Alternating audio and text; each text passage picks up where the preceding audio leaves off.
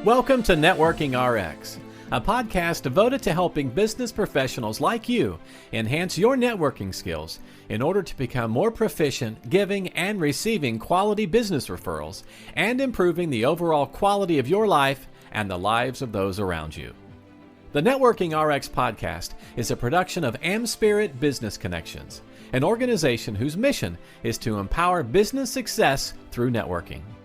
I want you to picture a hospital hallway, not the dramatic kind you might see on TV, but the real kind, quiet, fluorescent lights, people moving with purpose, but also with weight. Because in the hallway, people aren't just dealing with schedules and systems, they're really dealing with life. We start in hospitals, we generally end in hospitals. Now imagine someone who doesn't just walk that hallway doing a job, but sees it as a place to really build bridges, not transactions, but more connections, not handoffs, but really relationships. Because when someone leaves the hospital for whatever sort of procedure, their story doesn't end. In many ways, it's just the beginning. And if you've had people who've had procedures and done things in the hospitals, knee replacement, hip replacements, whatever, there's a journey after the hospital. And the people who make the biggest differences are the ones who stay connected long after the moment passes, long after somebody's wheeled out and put into whoever's car. And that's what today's conversation is going to be about. Today, I'm joined by Risa Rodriguez. She's a community liaison with AROSA, a national home care and care management organization that serves clients across 14 states. With a background in healthcare coordination and business development, Risa operates at the intersection of care and connections, where the relationships truly matter. She's built a reputation, not for what she knows, but also who she knows, and more importantly, how consistently she shows up for others.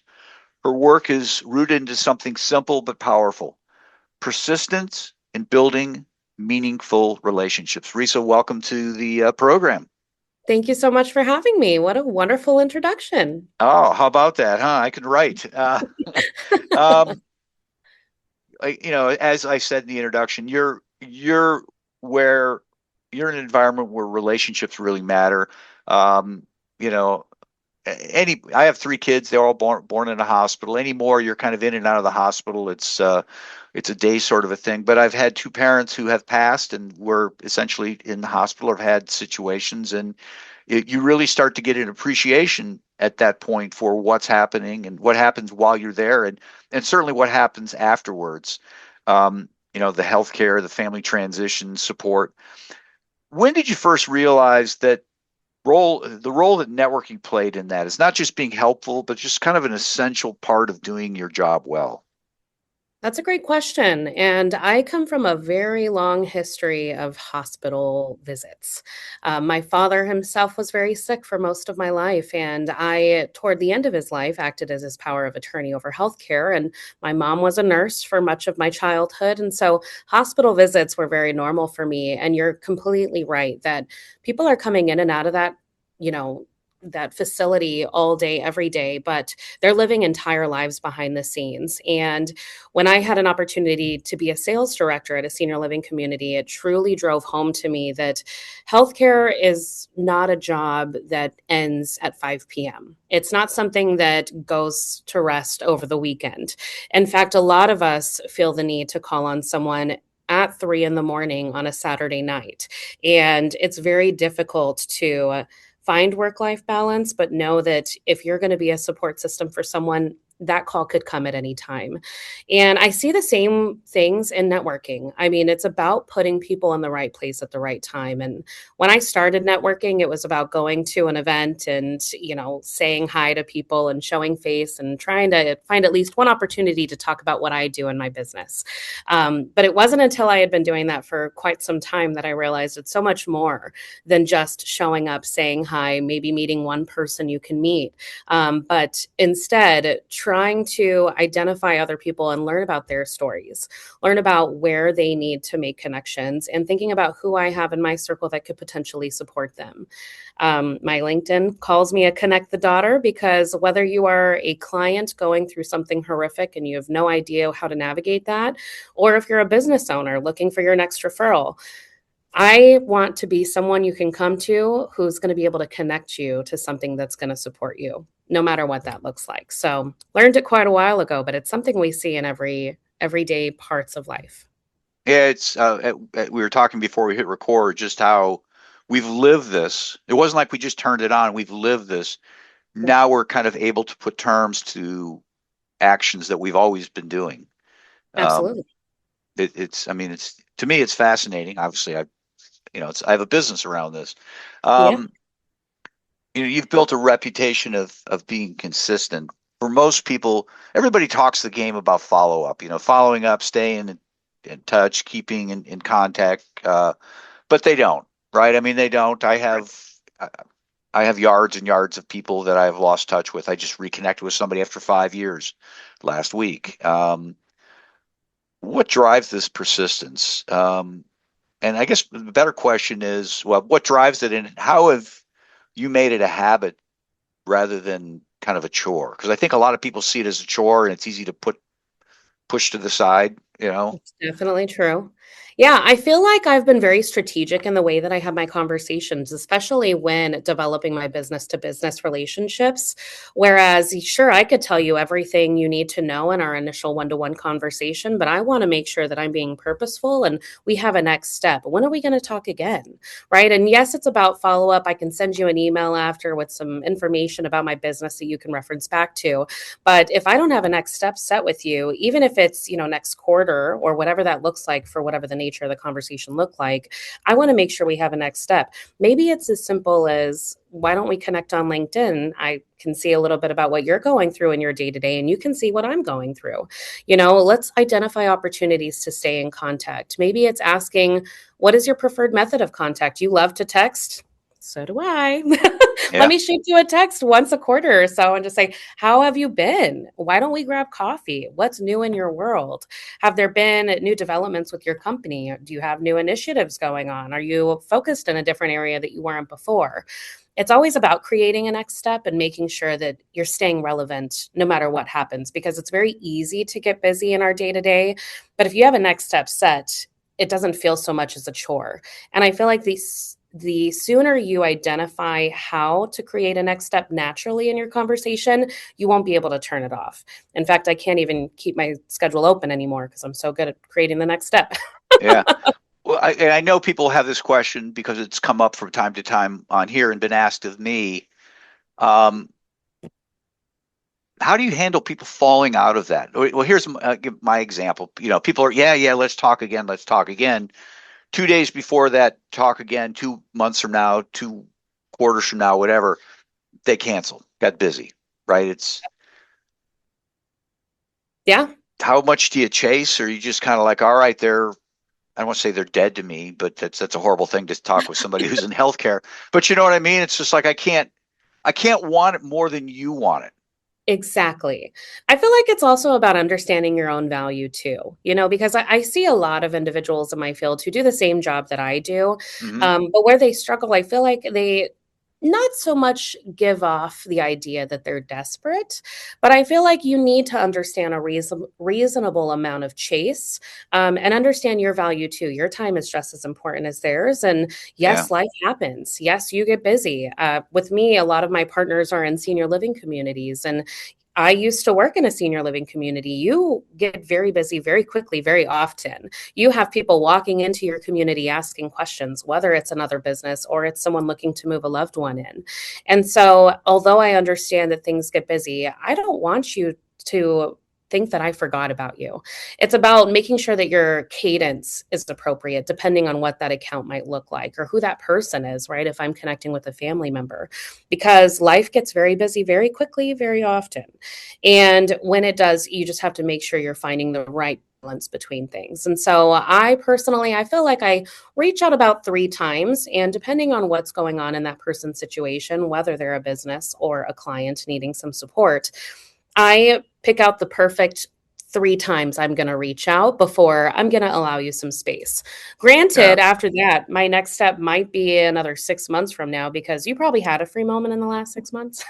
Yeah. But at the same time, I feel like you should understand your own value too. I mean, it's okay. There's opportunities everywhere. When you get into the habit too of realizing that everything is a potential opportunity, why would I continue to chase this one tree when I'm in an orchard? Yeah. So No. it's about understanding that too.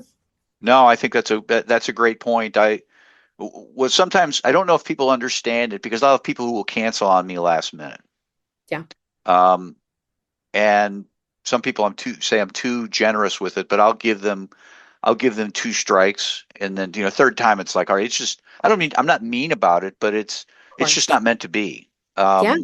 Your schedule just is not allowing this for whatever reason, and I try to make them understand. It doesn't do any good to be mad at them, but make them understand when they do a last minute cancellation, it really robs me of that time to fill it with something else. Um, Absolutely.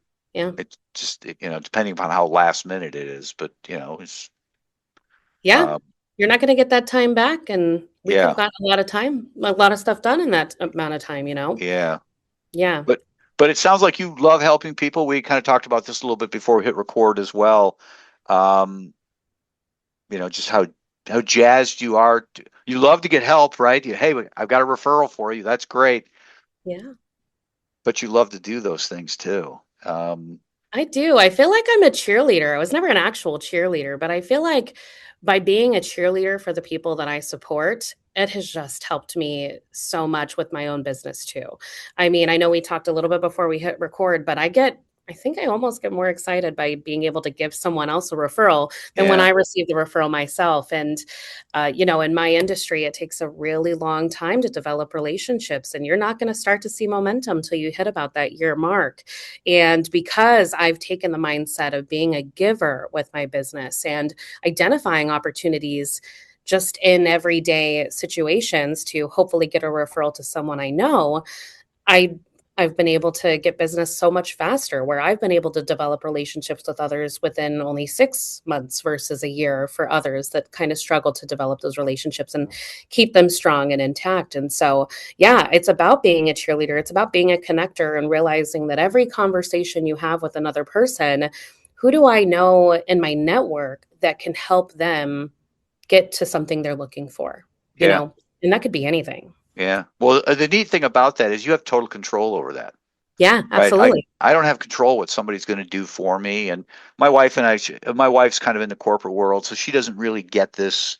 You go in, you get a paycheck. I don't mean that disparagingly, but it's a different environment, right? You know Yeah. the person in the cubicle to the left and to the right, and that's your world, and everyone exchanges cards at the holidays or cookies or whatever it is. Oh, yeah. Um, but the whole notion of why would you do that? Why would you go out of your way to help somebody? I don't get that, and they don't Yeah. understand that, and it's sitting and waiting is maddening. It Um, absolutely is, yeah. It absolutely is. I feel like someone asked me at one point, "Why do you do this?" I feel like you might be at risk of being taken advantage of because you're giving so much, right? And I just think it's interesting. Maybe I'm different, but when I first started in healthcare, I was going through my dad's healthcare journey. And I remember the first time I tried to look for options for his care, I was absolutely traumatized by how difficult it was to figure out how to navigate this situation. Where I was on a website looking at how am I going to even afford $15 an hour to pay a stranger that I'm not going to give a background check to, that this website did not give a background check to, and how am I going to find the right one that's only going to charge me $15 an hour and go into my dad's home to help him with not so easy challenges that he yeah, has every day. And that experience was not just exhausting and defeating, but actually traumatizing. So I feel like that was a big moment for me where I felt I don't care who you are or what you're looking for. I need to be able to have something ready to go for you that's going to support you. And I've really loved what it's turned into when it comes to business building and me being able to support other businesses because I end almost every single one of my conversations with, aside from a referral, what can I do to support you in your business? And I sometimes have people, like we're just looking for referrals, we're looking for opportunities to do an event and get in front of a new audience. But sometimes they tell me, nothing, business is fine. And I'll say again, well, what about on a personal level? I had a friend tell me one time, well, I'm looking to propose to my girlfriend of a long time and I Oh, don't know. I don't know what I'm going to do. And I'm like, "Oh my gosh, I'm so excited that you just mentioned that to me because there's so many things you could do. What is she kind of like?" I did some discovery, what is she yeah. like? Do you guys have a vacation planned? Yeah, we're actually thinking of a vacation. I want to do it on a vacation. Oh my gosh, I've got a cruise gal. This girl, she's wonderful. She works for this cruise line and she is offering deals all the time. She can help you make a magical experience. Another example, someone was like, "Oh my gosh, no, I've got nothing, but I mean, I got to go to yoga after this, and the rest of the day is going to be crazy. Can you take something off my plate?" I'm like, "Oh, yoga. I had no idea you liked yoga." What that ended up turning into was a conversation how this person no longer really liked her yoga studio. And although I had nothing to really tell her with that immediately, just so happened that the next week I had a conversation with someone who was raving about their new yoga studio that they were going to and how they just loved how it fit within their schedule, it fit within their budget. The classes just had them pumped up for the rest of the week. And so I said, "Hey, I had a friend. Let me actually touch base with her." And I actually was able to connect her to this yoga studio, which she started going to.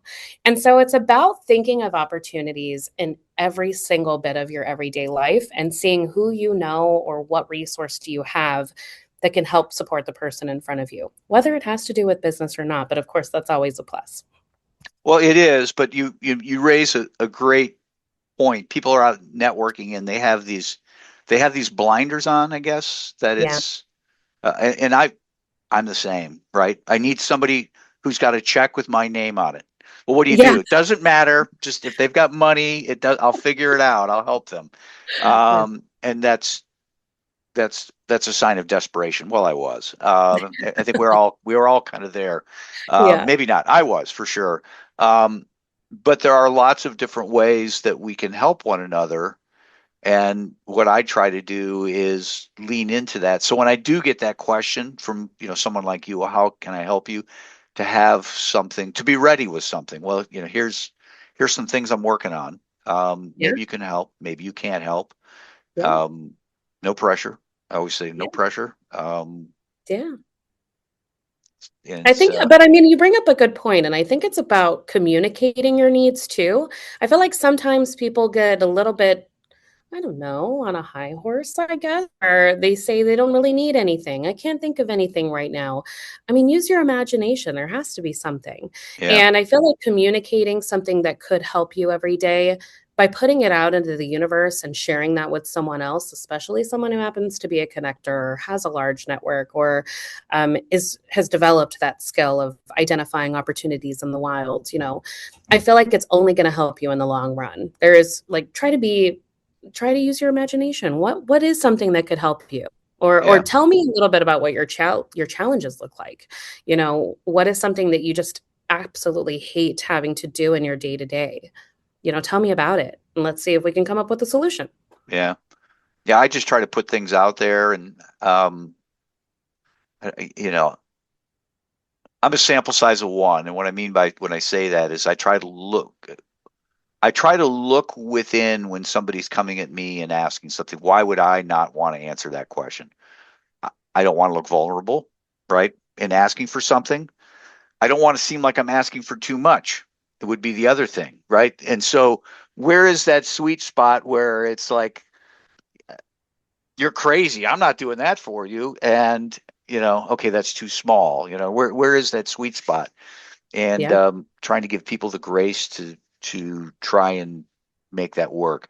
Can you share an example where your network came together to make a real difference for someone? Well, you kind of already cited one with respect to the guy getting engaged, which I think is huge, Yeah. because when I proposed, I was lost, right? I mean, I was lost. I Yeah. didn't want to ask because that's No. not a guy thing to do, to ask for help. Um, you know, got the Yeah. ring, got everything, all, and made a million mistakes along the way. We don't need to go into that right now. Right. Um, so that to me, that's huge. But I mean, other things related professionally that we've helped people out. Absolutely. And honestly, I feel like building a business honestly does take a village. I mean, and it's about knowing who might know someone if you don't too. I'll give you an example. I mean, very often I get a call of someone who knows somebody looking for a new senior living community. I've got mom home, does not work anymore. She's got to move into a community. What locations would you recommend? Instead of thinking about, well, what communities do I know? I'm thinking about so much more because you're probably like, are they going to have to sell a home? You might need a realtor. You might need a mortgage lender to help you figure that out. Does your mom who's moving in, does she have assets you need to protect? You might want to talk to my insurance person to protect those assets. You might need an estate planning attorney. How are you guys going to move all of that? Is it just going to be you? Are you alone in this battle to try and move all their things to their new location that they're moving to? Or maybe I can introduce you to a move manager. Maybe they have a background in interior design. So you're going to love what it looks like at the end of the process, right? And once they get moved in, are they going to be pretty comfortable there? Are they going to need more engagement? Maybe there's something for them to do in addition to just moving to the senior living community. And maybe there are opportunities for them to get special engagement that caters to what they enjoy outside of what the community can offer. Maybe this looks like an adult day program where they can meet some friends and they have a reason to get out of the community. Maybe they're moving because they just lost a loved one of their own. Maybe mom just lost dad and maybe she needs a support group. Who do I know who has a support group that could probably help her? And so it's about understanding that everything takes a village, and who do you know in your village that can help make sure that this isn't just, let me give you this community, but let me help you take care of every bit of the process just in case you don't have it already. And we know that moving, especially this example, it is it's exhausting. You know, it's going to take so much time. It's going to take energy. Nobody likes to move. Who knows how long mom's lived there too? I mean, it could be a big deal. And so it's about always thinking about your network, thinking about who you have that can help them make that a simpler process, and you can support their business in between as well. Yeah, my assistant is moving her parents into a facility, and it's every Monday. It's like, oh, how was your weekend? And it's not, hey, it was great. Nope. It's like, oh, I'm exhausted. I'm Yep. exhausted. You Yep. know, mom wants to touch everything, right? Oh yeah. Haven't touched it in the last 10 years, but God forbid we get rid of it. Don't even Um, touch that picture on the wall. I know that yeah, there's a square on it behind it because it's been sitting in the same spot for decades, but yeah, gosh, don't touch it. Don't even look at it. yeah. Well, I told her, I said, you should just put them in the car and drive them to the cemetery. This is where I'm moving you people. I know Exactly, right? that's horrible. That's horrible. All right. Full disclosure, you're in AmSpirit Business Connections. You're relatively new to AmSpirit, so I'm going to throw this next question at you, and don't answer it in the amp. You know, I don't. I'm not looking for a pitch for AmSpirit, but generally speaking, if somebody listening wants to not just network but build a community or use the word village around them, what's the first step that they should take this week in doing that? That's a great question. And I'm so sad that you won't let me do a pitch for AmSpirit because it's Well, you really can, fun. but I don't want to set you up like, oh, Frank's just doing this. It's like, No, because my point is you've been doing this long before you discovered us. correct. And so anyhow, but you want to bring that up, you can, but you don't have to. Well, I mean, it kind of does tie to everything I've been talking about so far, and wanting to be a resource for others, wanting them to know that they can reach out to me for kind of anything. Because if I don't have it automatically, I know someone who does. And I feel like that's a really important part about networking, where I'm at this point where every single day I'm getting an email or a text from a stranger saying, hey, I heard you are excellent at networking. I heard you're a wonderful connector and you've got all the resources. I kind of want to know how to get started. And so it's about introducing them to new ways to think about it. I'm part of a wonderful organization, another one, I love AmSpirit, but I'm part of this wonderful organization called the Illinois Continuity of Care. It's a Mm, huge organization with over 900 members where it really is just networking, but we we get together with our chapter once a month. And there's about 80 people that are in healthcare and different types of healthcare. And our meetings typically run from 8:30 to 10 in the morning, with 8:30 to 9 being the open networking. But somewhere in the 9 to 10 o'clock hour, we do introductions of everyone in the room so you get to know what they do. And it can be very overwhelming to walk into a room of 80 people, especially a group like this that has been around for over a decade and lots of people kind of know everyone already. But I tell new people, anyone who's anyone in this Chicagoland area that works in healthcare knows of the COC and has probably been to a meeting. So it's a great place for you to start. But I tell people too, you might want to even stay from 10 to 10:15, the 15 minutes after the meeting, after you've heard the introductions and you know who in that room might be a good partner for you or might be a good person to spark up a conversation with, rather than coming the first 8:30 to 9 o'clock, 30 minutes, where you might not know anyone in that room yet. And you might want to try to find someone who's willing to introduce you. But it's about being strategic when you walk in a room and trying to identify who you want to talk to. I feel like the person who sits at your table and they're like, I'm going to go grab another cup of coffee. Can I get you one? That's a wonderful person. That's a wonderful offering, right? They just offered to grab me a coffee, but they might also be willing to introduce me to someone who might help my business, and it's about looking for those people who are being very kind and being very energetic and want to get to know you. And I feel like that's who I aim to be every day. I want to be a resource. I want to be someone who you can approach anytime. And I want to help you with whatever you got going on, no matter what it looks like. Sounds great. People listening, how can they get a hold of you? How can they help you?